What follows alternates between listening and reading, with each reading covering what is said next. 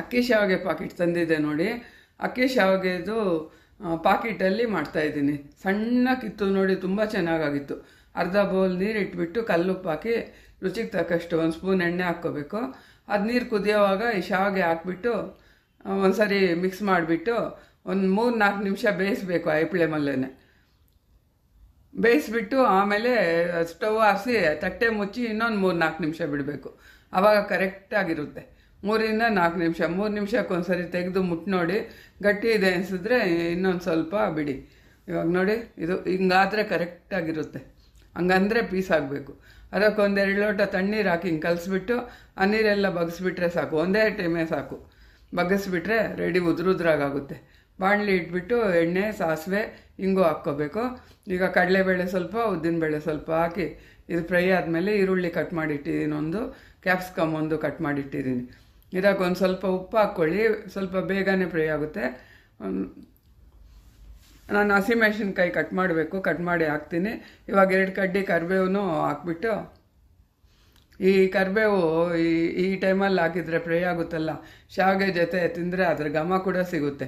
ಹಸಿಮೆಣಸಿನ್ಕಾಯಿ ಖಾರಕ್ಕೆ ಬೇಕಾದಷ್ಟು ಹಾಕ್ಕೊಳ್ಳಿ. ಈ ಸ್ವಲ್ಪ ಫ್ರೈ ಆದಮೇಲೆ ಇದಕ್ಕೆ ಅರಿಶಿನ ಹಾಕ್ಕೋಬೇಕು. ನಿಂಬೆ ಹುಳಿ ಲಾಸ್ಟಿಗೆ ಹಾಕ್ಕೋಬೇಕು ನೋಡಿ. ಶಾವಿಗೆ ಎಲ್ಲ ಕಲಸಾದ್ಮೇಲೆ ಹಾಕ್ಕೊಂಡ್ರೆ ಸಖತ್ ಟೇಸ್ಟ್ ಇರುತ್ತೆ. ನೀವು ಶಾವಿಗೆ ಬೇಯಿಸೋದ್ರಲ್ಲೇ ಇದೆ. ಶಾವಿಗೆ ಅಲ್ಲೇ ನಿಂತ್ಕೊಂಡು ಬೇಯಿಸ್ಕೋಬೇಕು ನೋಡಿ. ಒಂದೊಂದು ಸರ್ತಿ ಹಿಟ್ಟಿಟ್ಟಾಗ್ಬಿಡುತ್ತೆ. ಇವಾಗ ಒಗ್ಗರಣೆ ಆಗಿದೆ. ಇದು ನೋಡಿ ಎಷ್ಟು ಉದ್ರಾಗಿದೆಯೋ. ಕೊತ್ತಂಬರಿ ಸೊಪ್ಪು ಸ್ವಲ್ಪ, ಶಾವಿಗೆ ಹಾಕ್ಬಿಟ್ಟು ಈ ಥರ ಎರಡು ಎತ್ತಿ ಕಲಸಿ, ಇಲ್ಲಾಂದರೆ ಕೈಯಲ್ಲೂ ಕಲಿಸ್ಬೋದು ನೋಡಿ. ಏನು ಉದ್ರುದ್ರ ಅನಿಸ್ತದೆ ಅಲ್ವಾ. ನಾವು ಮನೆಯಲ್ಲಿ ಒತ್ತು ಶಾವಿಗೆ ಮಾಡ್ತೀವಲ್ವ, ಸೇಮ್ ಅದೇ ಥರ ಇತ್ತು. ಯಾಕೆಂದರೆ ಇದು ತುಂಬ ಸಣ್ಣ ಇತ್ತು, ಅದಕ್ಕೋಸ್ಕರ. ಎಲ್ಲ ಇದು ಕಲಿಸ್ಬಿಟ್ಟು ಈಗ ನಿಂಬೆಹಣ್ಣು ಒಂದು ನಿಂಬೆಹಣ್ಣು ಇಟ್ಕೊಳ್ಳಿ. ಮತ್ತು ಇದಕ್ಕೆ ಬೇಕಾದರೆ ಪುಟಾಣಿ 2 ಸ್ಪೂನು ಮಿಕ್ಸಿಗೆ ಹಾಕಿನೂ ಹಾಕ್ಬೋದು. ನಾನೇನು ಹಾಕಿಲ್ಲ. ಹಾಕಿದರೆ ಅದು ಫುಲ್ ರುಚಿ ಕೊಡುತ್ತೆ.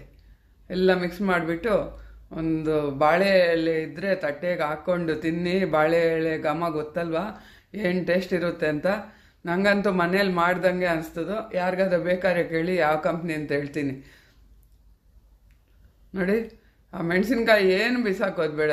ಇವು ಸಪ್ಪೆ ಇರುತ್ತಲ್ವ, ಈ ಒಗ್ಗರಣೆ ಜೊತೆ ಈ ಶಾವಿಗೆ ಜೊತೆ ಒಂದು ಅರ್ಧ ಮೆಣಸಿನ್ಕಾಯಿ ಎತ್ಕೊಂಡು ತಿಂದರೆ ಏನು ಚೆನ್ನಾಗಿರುತ್ತೆ ಅಂತೀರ. ಸಖತ್ ಚೆನ್ನಾಗಿರುತ್ತೆ. ಮಾಡ್ಕೊಂಡು ನೋಡಿ. ಒತ್ತು ಶಾವಿಗೆ ತಿನ್ನಬೇಕು ಅನಿಸ್ದಾಗ ಮಾಡ್ಕೋಬೋದು ಆರಾಮಾಗಿ. ನಾನು ಯಾವಾಗೋ ಒಂದು ಸರಿ ಮಾಡಿ ಕೆಟ್ಟೋಗಿತ್ತು, ಅದಕ್ಕೋಸ್ಕರ ಮಾಡೇ ಇರಲಿಲ್ಲ. ಇವತ್ತು ಮಾಡಿದೆ ನೋಡಿ.